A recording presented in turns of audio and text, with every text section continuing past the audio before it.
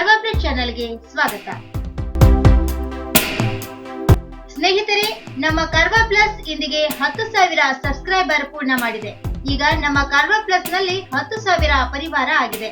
ಇದೆಲ್ಲ ನಿಮ್ಮ ಬೆಂಬಲ ಹಾಗೂ ಆಶೀರ್ವಾದದಿಂದ ಆಗಿದೆ. ಇನ್ನೊಮ್ಮೆ ಕಾರ್ವಾ ಪ್ಲಸ್ ವತಿಯಿಂದ ನಿಮಗೆ ಧನ್ಯವಾದಗಳನ್ನ ಅರ್ಪಿಸುತ್ತೇನೆ. ಹಾಗೆ ನಾವು ಬೇರೆ ಹೊಸ ಚಾನೆಲ್ ಕಾರವಾರ ಕೊಂಕಣಿ ಶುರು ಮಾಡಿದ್ದೇವೆ. ದಯವಿಟ್ಟು ಈ ಚಾನೆಲ್ಗೂ ಸಹ ನೀವು ಸಬ್ಸ್ಕ್ರೈಬ್ ಮಾಡಿ. ಚಾನೆಲ್ ಲಿಂಕ್ ಡಿಸ್ಕ್ರಿಪ್ಷನ್ ನಲ್ಲಿ ಕೆಳಗೆ ಕೊಡಲಾಗಿದೆ.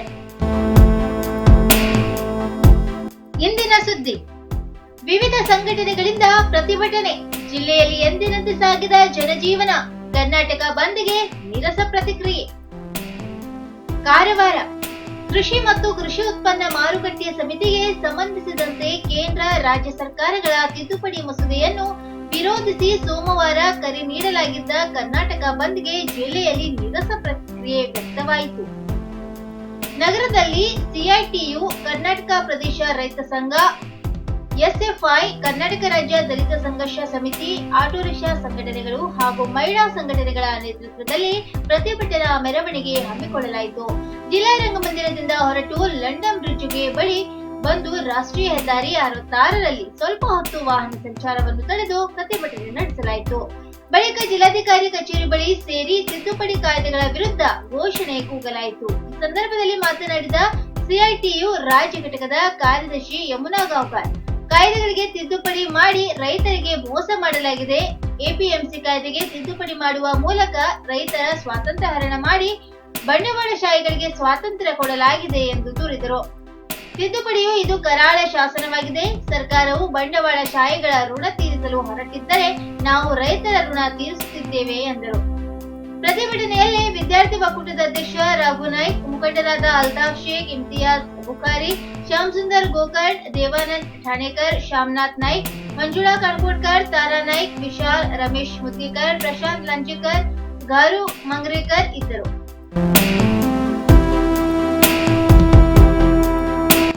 ಮಾಗೋಡು ಜಲಪಾತಕ್ಕೆ ಹೋಗುವವರಿಗೆ ಸುಸ್ತು. ಸಂಪೂರ್ಣ ಹದಗೆಟ್ಟ ಮಾಗೋಡು ಜಲಪಾತ ರಸ್ತೆ. ಯಲ್ಲಾಪುರ: ಪಟ್ಟಣದಿಂದ ಸುಮಾರು 20 ಕಿಲೋಮೀಟರ್ ದೂರದಲ್ಲಿರುವ ಮಾಗೋಡು ಜಲಪಾತಕ್ಕೆ ಪ್ರತಿದಿನ ನೂರಾರು ಪ್ರವಾಸಿಗರು ಬರುತ್ತಾರೆ. ಆದರೆ ಇಲ್ಲಿಗೆ ಸಾಗುವ ರಸ್ತೆ ಮಾತ್ರ ತೀರಾ ಹಾಳಾಗಿದೆ. ಈ ರಸ್ತೆಯ ಲೋಕೋಪಯೋಗಿ ಇಲಾಖೆಗೆ ಸೇರಿದೆ. ಮಾಗೋಡು ಕಾಲೋನಿಯವರಿಗೆ ರಸ್ತೆಗೆ ಸೇಪೆ ಹಚ್ಚಲಾಗಿದೆ. ಅಲ್ಲಿಂದ ಮೊಟ್ಟೆಗದ್ದೆ ಕ್ರಾಸ್ನವರೆಗೆ ಈ ಬಾರಿ ಉತ್ತಮ ರಸ್ತೆ ನಿರ್ಮಿಸಲಾಗಿದೆ. ಅಲ್ಲಿಂದ ಜಲಪಾತದವರೆಗಿನ ರಸ್ತೆಯಲ್ಲಿ ಡಾಂಬರಿನ ಯಾವುದೇ ಕುರುಹು ಉಳಿದಿಲ್ಲ. ಸಂಪೂರ್ಣವಾಗಿ ಮಣ್ಣು ಜಲೀಯ ರಸ್ತೆಯಾಗಿ ಮಾರ್ಪಟ್ಟಿದೆ. ಜಲಪಾತವನ್ನು ಕಣ್ತುಂಬಿಕೊಳ್ಳಲು ಉತ್ಸಾಹದಿಂದ ಬಂದ ಪ್ರವಾಸಿಗನ ಉತ್ಸಾಹವನ್ನು ಇದು ಕಸಿದುಕೊಳ್ಳುತ್ತಿದೆ. ಇಲ್ಲಿನ ನಿಸರ್ಗ ರಮಣೀಯ ದೃಶ್ಯ ಧುಮ್ಮಿಕ್ಕುವ ಜಲಪಾತವನ್ನು ಕಣ್ತುಂಬಿಕೊಳ್ಳಲು ಪ್ರತಿ ವರ್ಷವೂ ಬರುತ್ತೇವೆ. ಆದರೆ ಇಲ್ಲಿನ ಪ್ರವಾಸ ಪ್ರಯಾಸವನ್ನುಂಟು ಮಾಡುತ್ತದೆ. ಹಲವಾರು ವರ್ಷಗಳಿಂದ ರಸ್ತೆ ಹೀಗೆ ಇದ್ದು ವರ್ಷದಿಂದ ವರ್ಷಕ್ಕೆ ಹದಗೆಡುತ್ತಲೇ ಸಾಗಿದೆ. ಉತ್ತಮವಾದ ರಸ್ತೆಯೊಂದನ್ನು ನಿರ್ಮಿಸಿದರೆ ಸಾಕು, ಇನ್ನು ಹೆಚ್ಚಿನ ಪ್ರವಾಸಿಗರು ಬರುತ್ತಾರೆ ಎನ್ನುತ್ತಾರೆ ಹುಬ್ಬಳ್ಳಿಯ ಪ್ರವಾಸಿಗ ಪ್ರಸನ್ನ ಜೋಶಿಯವರು. ಕಾಂಕ್ರೀಟ್ ರಸ್ತೆ ಉತ್ತಮ.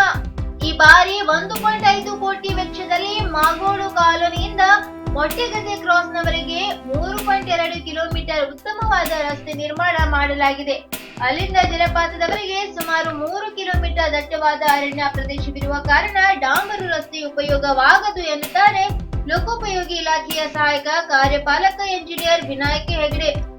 ಇಲ್ಲಿ ಕಾಂಕ್ರೀಟ್ ರಸ್ತೆ ನಿರ್ಮಾಣವಾದರೆ ಮಾತ್ರ ಉತ್ತಮವಾಗಿರಲು ಸಾಧ್ಯ. ಪ್ರತಿ ವರ್ಷ ರಸ್ತೆ ನಿರ್ಮಾಣಕ್ಕಾಗಿ ಪ್ರವಾಸೋದ್ಯಮ ಇಲಾಖೆಗೆ ಹಾಗೂ ನಮ್ಮ ಇಲಾಖೆಗೂ ಪ್ರಸ್ತಾವ ಸಲ್ಲಿಸುತ್ತಿದ್ದೇವೆ. ಹಣ ಮಂಜೂರಾಗುವ ವಿಶ್ವಾಸವಿದೆ ಎಂದು ತಿಳಿಸಿದರು.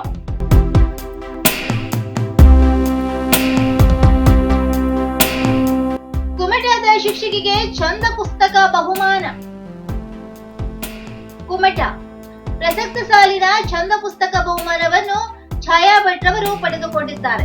ಇವರು ಮೂಲತಃ ಕುಮಟಾ ತಾಲೂಕಿನ ಹೊಲನಗದ್ದೆ ಊರಿನವರು. ಅರ್ಥಶಾಸ್ತ್ರದಲ್ಲಿ ಸ್ನಾತಕೋತ್ತರ ಪದವಿಯನ್ನು ಪಡೆದಿದ್ದು ಈಗ ಬೆಂಗಳೂರಿನ ಶಾಲೆಯಲ್ಲಿ ಶಿಕ್ಷಕಿಯಾಗಿ ಕೆಲಸ ಮಾಡುತ್ತಿದ್ದಾರೆ. ಕಳೆದ ವರ್ಷವೂ ಇವರ ಹಸ್ತಪ್ರತಿ ಕೊನೆಯ ಸುತ್ತಿಗೆ ಹೋಗಿತ್ತು. ಈ ಬಾರಿ ಅವರು ಕೇವಲ ಹಳೆಯ ಕಥೆಗಳನ್ನು ಮಾತ್ರ ಸ್ಪರ್ಧೆಗೆ ಕಳುಹಿಸದೆ ಮತ್ತಷ್ಟು ಹೊಸ ಕಥೆಗಳನ್ನು ಬರೆದು ಸ್ಪರ್ಧೆಯಲ್ಲಿ ಭಾಗವಹಿಸಿದ್ದರು. ಬಹುಮಾನವು 30,000 ರೂಪಾಯಿ ನಗದು, ಫಲಕ, ಪ್ರಶಸ್ತಿ ಪತ್ರಗಳನ್ನು ಒಳಗೊಂಡಿದೆ. ಡಾಟರ್ಸ್ ಡೇ ದಿನವೇ ಈ ಬಹುಮಾನ ಬಂದಿದ್ದು, ಈಕೆಯ ಸಾಧನೆಗೆ ತಂದೆ RN ಹೆಗಡೆ ಹಾಗೂ ಕುಟುಂಬದವರು ಸಂತಸ ವ್ಯಕ್ತಪಡಿಸಿದ್ದಾರೆ. ಪುಸ್ತಕವು ಮುಂದಿನ ತಿಂಗಳಲ್ಲಿ ಓದುಗರಿಗೆ ಲಭ್ಯವಾಗುವಂತೆ ನೋಡಿಕೊಳ್ಳುತ್ತಿವೆ.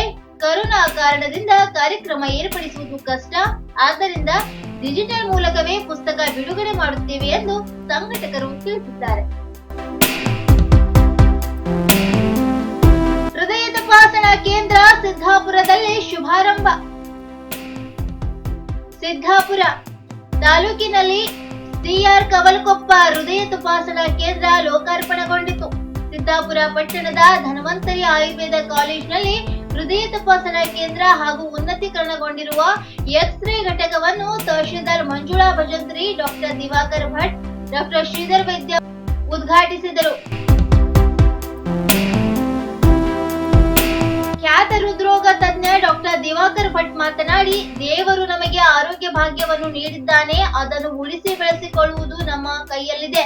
ಹೃದಯ ಸಂಬಂಧಿ ಕಾಯಿಲೆ ನಿಶ್ಶಬ್ದವಾಗಿ ನಮ್ಮನ್ನು ಕೊಲ್ಲುತ್ತದೆ. ಭಾರತದಲ್ಲಿ 35-50 ವಯಸ್ಸಿನವರಲ್ಲಿ ಹೃದಯ ಕಾಯಿಲೆ ಬರುತ್ತದೆ. ಧನ್ವಂತರಿ ಆಯುರ್ವೇದ ಕಾಲೇಜಿನಲ್ಲಿ ಇಂತಹ ಸೌಲಭ್ಯವುಳ್ಳ ಘಟಕವನ್ನು ತೆರೆಯುತ್ತಿರುವುದರಿಂದ ಜನಸಾಮಾನ್ಯರಿಗೆ ತುಂಬಾ ಉಪಯೋಗವಾಗುತ್ತದೆ ಎಂದು ಹೇಳಿದರು.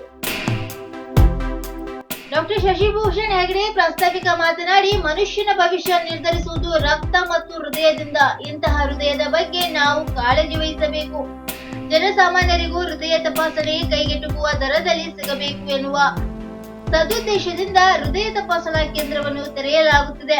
ಮುಂದಿನ ದಿನದಲ್ಲಿ ತಾಲೂಕಿನ ಗ್ರಾಮಾಂತರ ಭಾಗದಲ್ಲಿ ಹೃದಯ ಸಂಬಂಧಿ ತಪಾಸಣೆಯ ಬಗ್ಗೆ ಜಾಗೃತಿ ಮೂಡಿಸಲು ಆರೋಗ್ಯ ಸಂಜೀವಿನಿ ಎಂಬ ಯೋಜನೆಯನ್ನು ತರಲಾಗುತ್ತಿದೆ ಎಂದು ಹೇಳಿದರು. ಕಾಡಿಗೆ ಅಕ್ರಮ ಪ್ರವೇಶ ಆರೋಪ, ಹೊಡೆದಾಟ. ಕಾರವಾರ ಹಳಿಯಾಳ ತಾಲೂಕಿನ ವಿರ್ನೋಲಿಯಂ ಅರಣ್ಯ ಪ್ರದೇಶಕ್ಕೆ ಅಕ್ರಮ ಪ್ರವೇಶ ವಿಚಾರವಾಗಿ ಅರಣ್ಯ ಇಲಾಖೆಯ 2 ಸಿಬ್ಬಂದಿ ಮತ್ತು ಸ್ಥಳೀಯರಿಬ್ಬರ ನಡುವೆ ಸೋಮವಾರ ಸಂಜೆ ಹೊಡೆದಾಟವಾಗಿದೆ. ಗ್ರಾಮಸ್ಥರಾದ ಕೃಷ್ಣ ಶೆಡೇಕರ್ ಮತ್ತು ದೇವರಾಜ್ ಧರಣಿ ಎಂಬುವರು ಸಂರಕ್ಷಿತ ಅರಣ್ಯದಲ್ಲಿ ಇದ್ದುದನ್ನು ಅರಣ್ಯ ರಕ್ಷಕರಾದ ಸಂದೀಪ್ ಗೌಡ, ಬಸವನಗೌಡ ಪ್ರಶ್ನಿಸಿದರು. ಈ ವಿಚಾರ ಮಾತಿಗೆ ಮಾತು ಬೆಳೆದು ಬಡಿದಾಡಿಕೊಳ್ಳುವ ಹಂತಕ್ಕೆ ಹೋಯಿತು. ಗಲಾಟೆಯಲ್ಲಿ ಸಂದೀಪ ಗೌಡ ಮತ್ತು ಕೃಷ್ಣ ಶೆಡೇಕರ್ ಅವರ ತಲೆಗೆ ಗಂಭೀರ ಸ್ವರೂಪದ ಗಾಯಗಳಾಗಿವೆ.